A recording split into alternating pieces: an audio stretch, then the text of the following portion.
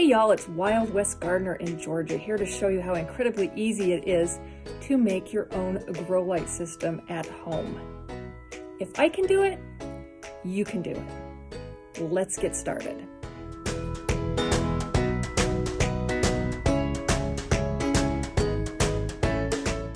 Okay, so I'm going to go over the list of things that you need to do this.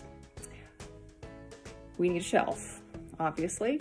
Find yourself a shelf at a garage sale, a thrift store, a big box store, wherever, and make sure you have space for it in your home. You don't want to order something too big that won't fit.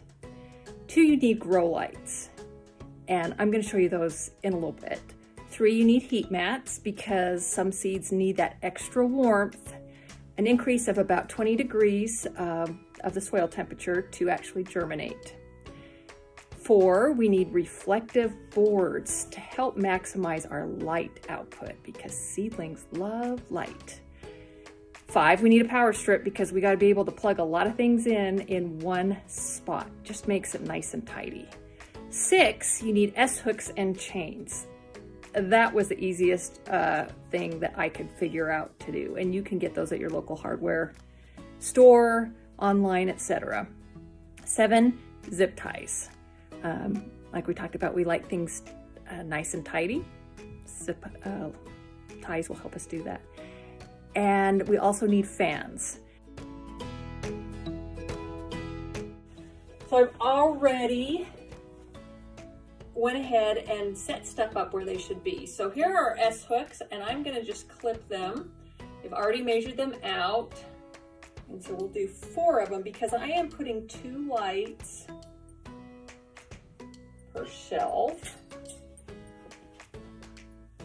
And I always, while I'm doing this, I just want people, like with their grow lights and their heat mats and everything like that, please read the directions before you do stuff, because I tell you what, an ounce of prevention is everything.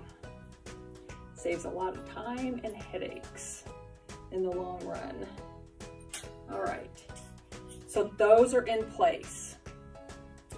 Now I've got my 2 T5 Sun Blaster reflector lights all ready to hang. Obviously, you just take the hook here and put it in the place to anchor it. You can also get these in LED as well if that is your preference. You can also hook them together so you only need to use 1 cord for this. Feed them out a little bit.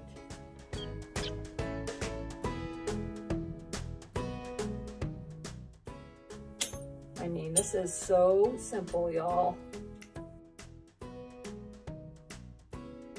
There were even, I did count out the links here, but I must have miscounted that one. And that happens to everybody, right?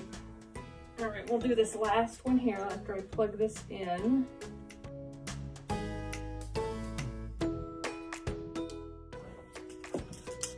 Really just kind of like connecting the dots. Those old papers that we used to do in elementary school. Well, some of us used to do. Power supply. I put the Velcro on the back so we could just attach it like this. Take all of my little cords here, plug her in.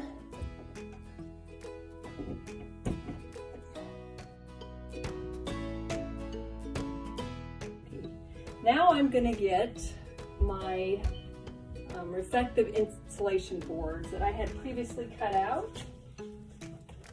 We're just gonna tuck them in here, just like this.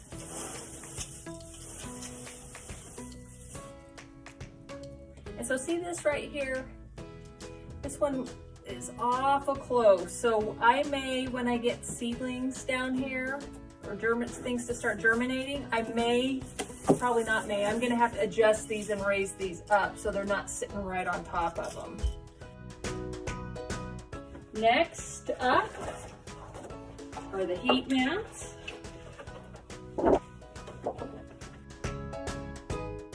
So best laid plans, Velcro wasn't strong enough to hold the power strip, so I'm going to duct tape.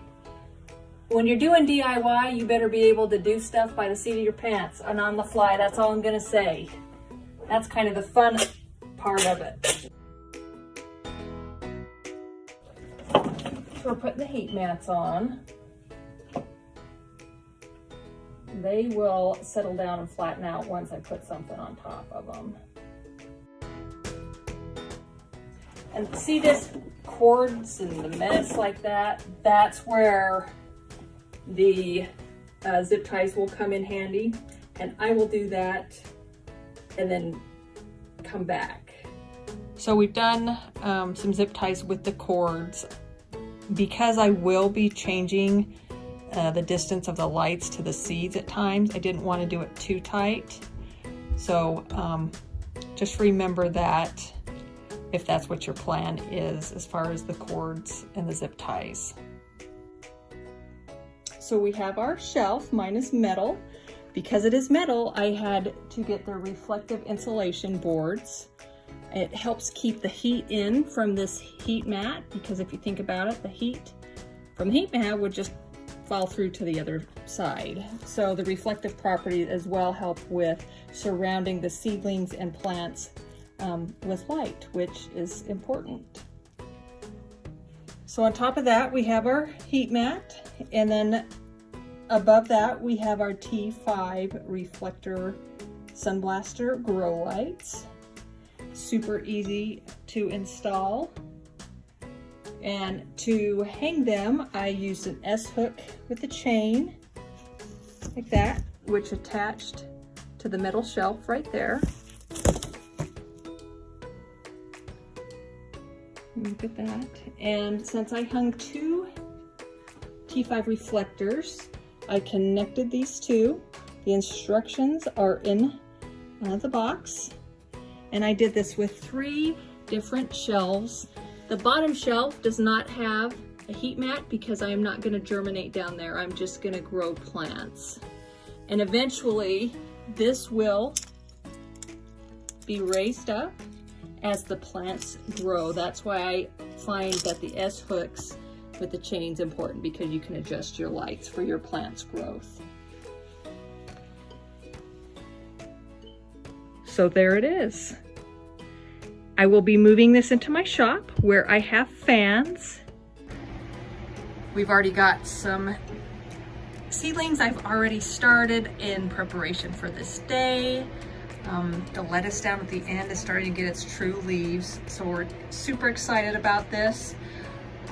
Remember, check your last frost dates before you do any indoor seed sowing, because you don't want to have plants ready to go outside when you still have winter for another 4 weeks. Just because I might be starting things may not be time for you to start things, so keep that in mind. I mean, come on, wasn't that easy? If I can do it, you can do it. So follow me along, because I've already started some seeds. I'll be planting some more, but you'll be able to see them in all their different stages, from baby seedlings to true leaves to plants meeting their full potential out in my yard. Thank you, Garden Trends, for sending me your awesome high quality seeds and giving me the opportunity to make this indoor grow light system. It's gonna change the way I garden. Y'all have a fantastic day and keep on gardening.